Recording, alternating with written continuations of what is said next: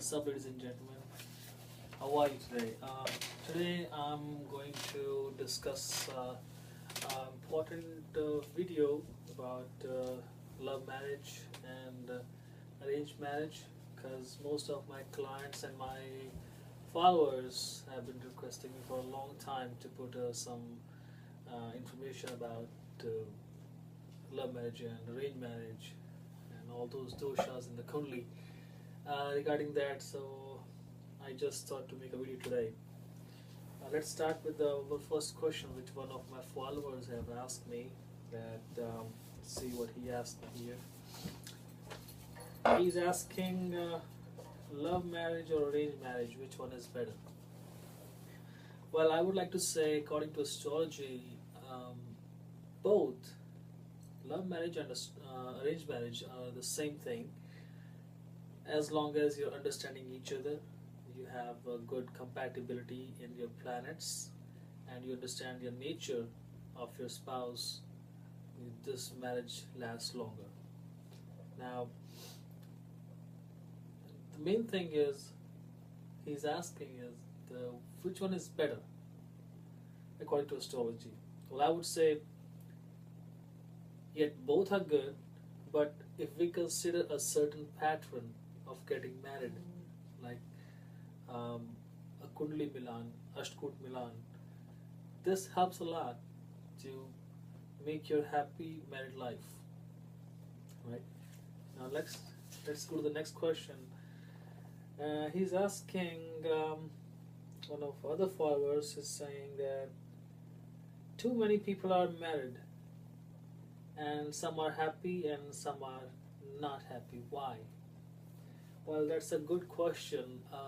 Why some are happy and some are not? Because while getting married, as I told you earlier, that Kundli Milan is very important. I strictly recommend that, because in the Kundli Milan we go through different aspects of compatibility in partners, like how much they are compatible in the nature, how much they are compatible physically with each other, how much mentally they are compatible, and a lot more things matters with that. So when people doesn't match their kundlis and they get married, because some of the families doesn't have the culture to match the kundlis horoscopes, and they just think that this is all nonsense or is of no use. But I would say no, this matters a lot, because it's not a fake thing. It's astrology. Astrology is a science, and it's all based on the calculations. Now, another question by my follower is Gun Milan enough for a marriage? Well, you have heard about Ram and Sita in the Ramayana, that though they were gods, Ram and Sita's kundli was 36 out of 36 match. That was a perfect match. Though they had a perfect score, but still their married life was not that happy. They were separated for a long time. Their married life was disturbed. They didn't get the love of their kids. So this doesn't make any difference if your Kundli Milan is a good score so that you have a happy married life. It is nothing like that. Though it's a part of it, but there's another step after that, which mostly astrologers avoid to follow, avoid to see. They don't want to work on that, because that's a little more elaborated prediction about it, and that is looking into the detailed charts of both boy and girl and finding out that how much compatibility of the planets are with each other. Like the karka of the marriage, Venus, Jupiter, Moon, these planets are responsible for marriage and married life in somebody's chart. So when these planets are weaker, you cannot have a happy married life. Though the Kundli Milan gives you a good score, But on the other side, we have looked into this aspect also, not even in the D1 chart, but also in the D9, that is the Vamsha chart. We also have to consider the power of those planets. Now, I would like to say about this question that if you think the Gunlan is good enough, no, it is not. You have to go with the further compatibility prediction of the boy and girl charts. Now, next question I have got is why USA has more divorce rates than India? Well, I can't say it's just India. It's a lot more countries like India which has very least divorce rate, but United States has more because here the culture is Western culture. They don't follow the um, Kundli Milan, the Ashtkot Milan. So that's the main reason. Most of them they just like each other. They see each other. They just get married, and later they realize, oh, we did a wrong thing.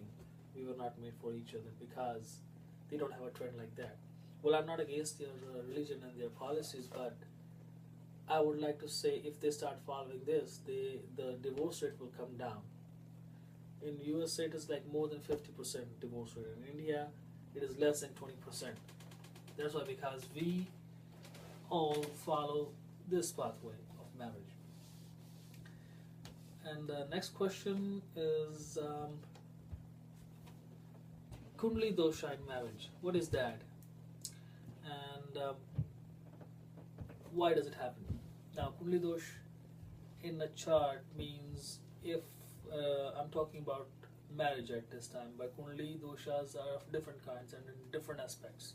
Right now, we're talking about the marriage, so I would say in Kundli dosha, in marriage aspect, the marriage will be late, um, or you might get um, too many offers from different people about marriage, but you won't get married because you can't get married with everybody.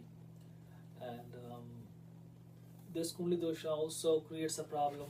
Say, if you get married and you have not resolved that issue before getting married, it might start creating a problem after a few years or immediately after it, and down the road they may break up into a divorce or a fight or something. So that happens because of Kundli doshas. Now, to resolve the Kundli doshas, we should take an action at a certain age before marriage or at the time of marriage. I would like to give an example of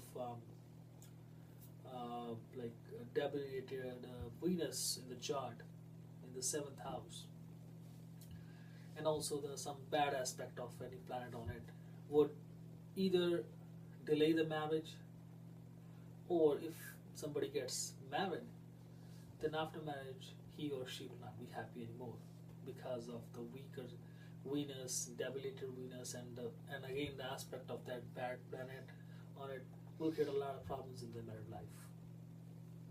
So that's what it is about the Kundli doshas. Now, another question I have been asked is Manglik dosha. Why is it so scary? Every Manglik has a Manglik dosh? No, it is not like that. Most of us are Manglik. 90% people are Manglik, I would say. So if everybody is Manglik, then everybody has a problem in their life? No, it's not like that. Being a Manglik is a different thing, and a Manglik dosh is a different thing. Being a Manglik means if is the placement of the Mars in a certain house of your chart. When a Mars sit in a certain house, where it indicates that this guy is a Manglik or this girl is a Manglik, we would say that this guy has to get married with a Manglik girl. Now, Manglik dosh is the same situation, is the same placement of Mars, but has a bad aspect of some planet on it, or in a bad sign, or some bad conjunction with some inimical or malefic planet, which can create a trouble with the Mars. Now, when that afflicted Mars, weaker Mars, or burnt Mars, or whatever you can say, when aspects on other houses from that house of the chart start creating hurdles or problems in those houses where it aspects. Like Mars has aspects 4, 7, and 8. So if Mars is sitting in the fourth house and it is not good, it is weaker, or you can say it is malefic, more malefic because of aspects of very bad planets on it, then it would aspect on seventh house of the spouse and will definitely create a problem with the spouse after marriage. And then it would throw an aspect of bad aspect on the 10th house that could create a problem in the profession and the relations with the family members from the father's side, or father, or business, a boss. Everything goes in that area. And also the 11th house has been aspected by the Mars. So these things in the life are being disturbed by debilitated Mars, or Manglik dosh in the Kundli. Though 10th house and 11th house are not, we can say, directly related to the marriage purpose, but if you work, you earn something, you bring that income home and you give it to your wife or mother, or you keep yourself, that's how you do it. But in a nutshell, everything affects your married life. If you don't have a good money, you are suffering. If you don't have a good job, you are suffering at your home. So that's how the Mars affects, the bad Mars affects the Kundli. Now this was just one situation I gave you. Mars sits in the different positions, being a Manglik or Manglik dosh, and creates another type of problems in other people's lives. Now let's see. He's asking if I can give him some good tips for the married life, or any special tips. Okay, why not? Well, for the married life, I would like to repeat again. Before getting married, you should get your birth chart predicted by some good astrologer. Go for the good Milan, and not even good Milan, go for the detailed analysis of your chart, that how your planets are compatible with each other. And then I would say, if you have any Manglik dosh, then don't think you're getting married twice. You can do a Kalash Viva also. Kalash Viva is like a second marriage with just a clay pot, and you get married to that, and then you break the pot and your marriage is broken. So that kind of dosh reverts in that case. And also, if you are married already and you have not been able to do anything, but you can still try to do some remedies, like putting a feather of peacock in your room, in a vase, pointing towards yourself on your bed. Only you can see that, not anybody else can see it from outside.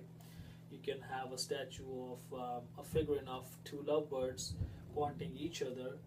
That also creates a very positive and good feeling about each other, a harmonic relationship.